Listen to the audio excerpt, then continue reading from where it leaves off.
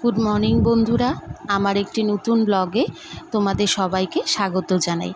দেখেছো বন্ধুরা, আজকে আকাশের কিন্তু বেশ মুখ ভার। সারা রাত ধরেই মোটামুটি টুকটাক বৃষ্টি হয়েছে। হ্যাঁ, তোমরা হয়তো ভাবছো যে এটা আমার ফার্স্ট টাইম হয়তো উঠান ঝাড় দেওয়া। না বন্ধুরা, এটা কিন্তু সেকেন্ড টাইম। আসলে আমাদের বাড়িতে না আশেপাশে অনেক গাছ রয়েছে, সেজন্য গাছের পাতাগুলো পড়ে যায়, তাই উঠানটা ঝাড় দিতে হয়। এবার চলে আসলাম এদিকে বিছানাটা তুলতে। আমার বরমশাই একটু আগেই বিছানা ছেড়ে দিয়েছে, তাই জন্য আমি বিছানাটা তুলে নিলাম। আজকে যেন আমাদের বাড়িতে যে দিদি কাজ করেন, উনি কোনো কারণবশত আসতে পারেনি, সেই কারণেই আজকে আমি ভাবলাম বাড়িটা ভালো মতো ঝেড়ে মুছে পরিষ্কার করে রাখি। মা বারবারই বলছিল কাল বৃহস্পতিবার, কালই তুমি মুছে দিও।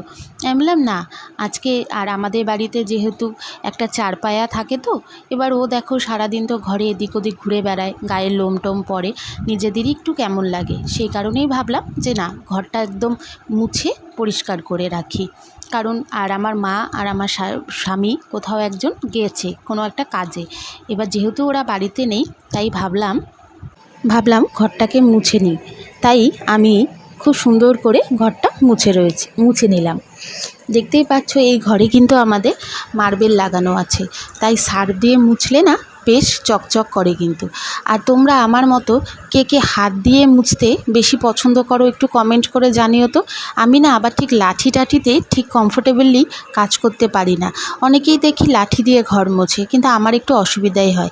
তাই আমার মনে হয় বসে বসে সুন্দরভাবে কাপড় দিয়ে হাত দিয়ে মুছলেই ঘরটা মনে হয় বেশি পরিষ্কার হয়। এতে কিন্তু শারীরিক একটা তোমার এক্সারসাইজও হয়ে যায়।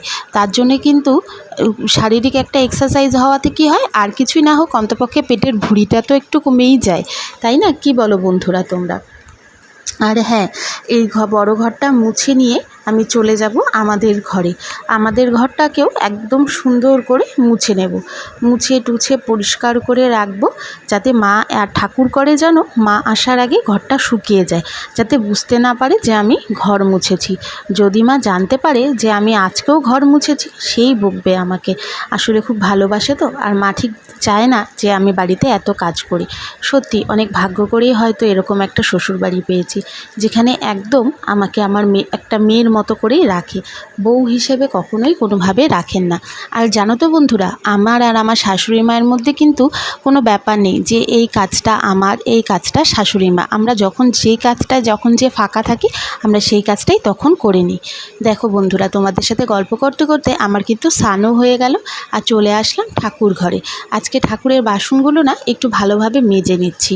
আমার ঠাকুর ঘরে দুটো থালা বাটি পিতল বা কাঁসা কিছু একটা হবে, আমি তো ঠিক জানি না বন্ধুরা যে ওটা আসলে পিতল না কাঁসা, কিন্তু না কিছুদিন ইউজ করলেই না দেখি থালাগুলো আর গ্লাসগুলো খুব কালো হয়ে যায়, একটা স্পট পড়ে যায়। সেই কারণেই আমি একটু সাবান আর একটু মাটি দিয়ে ভালো মতো ডলে ডলে ঘষলে কিন্তু একদম নতুনের মতো চকচক করে। তোমরাও কিন্তু আমার এই টিপসটা অ্যাপ্লাই করতে পারো।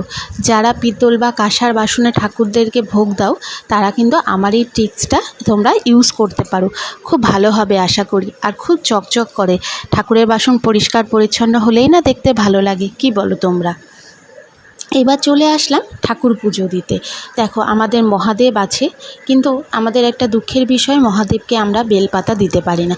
আমার শ্বশুরবাড়িতে এমন কোনো গাছ নেই যেটা নেই, কিন্তু আমার শ্বশুরবাড়িতে বেলপাতা নেই।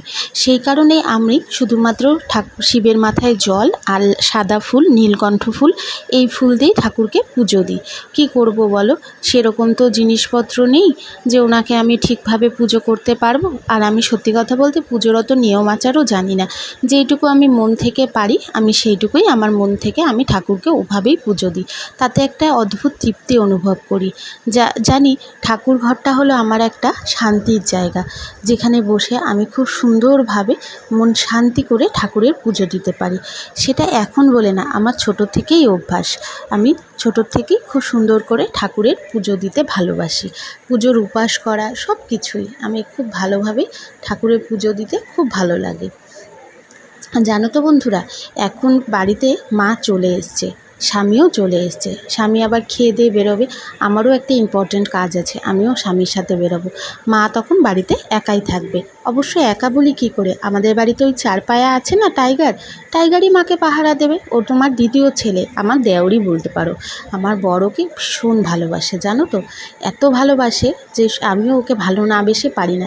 কিন্তু হ্যাঁ, আমার ভালোবাসাটা আবার একটু দূরের থেকে, আমি এমনিই খুব ভয় পাই। আসলে আসলে ওর চেহারাটা একটু বড়সড় তো, ও যখন গ্রিলের ভিতরে থাকে আমি তখন ওকে আদর করি, দূর থেকে বিস্কুট খেতে দিই। আসলে বাড়িতে থাকতে থাকতে না ওর প্রতিও একটা মায়া পড়ে যায়। জানো তো বন্ধুরা, জানো তো আজকে না খুব কম আমি ফুল পেয়েছি। আবার ফুল যেটুকু ফোটে, আমরা দুজন যেহেতু পুজো দিই, তাই ফুলটা ওভাবেই আমি ভাগ করে মাকে এবং আমার দুজনের ফুল রেখে দিই। আজকে ঠাকুরকে যে কটা ফুল পেয়েছি ওই দিয়েই ঠাকুরের পুজো দেব। আসলে কি করব বলো, এখন তো জানি না কী কারণে এত কম ফুল ফুটছে। ভাবছি ওকে কিছু সার বা কিছু আনতে বলবো, যেটা দিয়ে ঠাকুরের গাছের গোড়াগুলোতে দিলে গাছগুলোতে বেশ ফুল ফুটবে। এমনি তো আমি দুবেলাই জল দিই ঠাকুরকে, কিন্তু কেন জানি না কী সমস্যা হচ্ছে বুঝতে পারছি না, গাছের ফুল এত কেন খুব কমে যাচ্ছে। জানো তো, ফুল যখন বেশি থাকে সেই দিয়ে ঠাকুরের আসনটা সাজালে দেখতে কিন্তু খুব সুন্দর লাগে, তো খুব ভালো লাগে দেখতে। এত ভরা ভরা লাগে না ঠাকুরের আসনটা, খুব সুন্দর লাগে। আর জানো তো বন্ধুরা, আমার এই ছোট্ট ছোট্ট ব্লগে যখন তোমাদের একটা লাইক বা একটা কমেন্ট দেখি, আমার খুব ভালো লাগে জানো। পরের দিনে ব্লগ করার এনার্জিটা আমি আবার ফিরে পাই। দেখো, আমি হয়তো সেইভাবে বড় বড় ভিডিও দিতে পারি না, কিন্তু ছোট ছোট ভিডিওর মাধ্যমেই আমি তোমাদের সামনে আসি। আর আমি সিনচয়িতা, আমাদের জলপাইগুড়ির একটি ছোট্ট শহর থেকে আমি এই ভিডিওগুলো করি। তোমাদের যাদের আমার ভিডিওটা পছন্দ হবে অবশ্যই আমার চ্যানেলটিকে সাবস্ক্রাইব করে দেবে এবং আমার পাশে থাকবে, এই অনুরোধটি রইল।